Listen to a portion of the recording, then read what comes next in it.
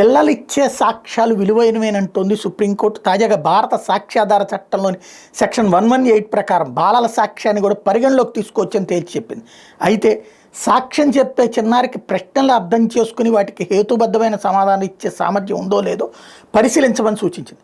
ఓ కేసులో భారీ హత్యకు భర్తే కారణం అంటూ ట్రయల్ కోర్టు విధించిన జీవిత ఖైదుని 7 ఏళ్ల కుమార్తె ఇచ్చిన సాక్ష్యం చెల్లదంటూ హైకోర్టు కొట్టేసింది.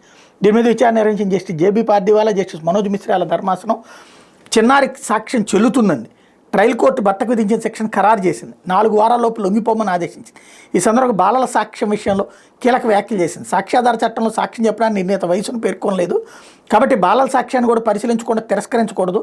సెక్షన్ 118 ప్రకారం చిన్నారి వాంగ్మూలాన్ని నమోదు చేసినప్పుడు ట్రయల్ కోర్టు ప్రాథమిక విచారణ జరపాలి. ఆ బాల సాక్షికి ప్రశ్నలు అర్థం చేసుకోగల సామర్థ్యం ఉందో లేదో పరీక్షించాలి. ట్రయల్ కోర్టు కూడా తన సంతృప్తిని వ్యక్తం చేయాలి, తన అభిప్రాయాన్ని నమోదు చేయాలని సూచించింది.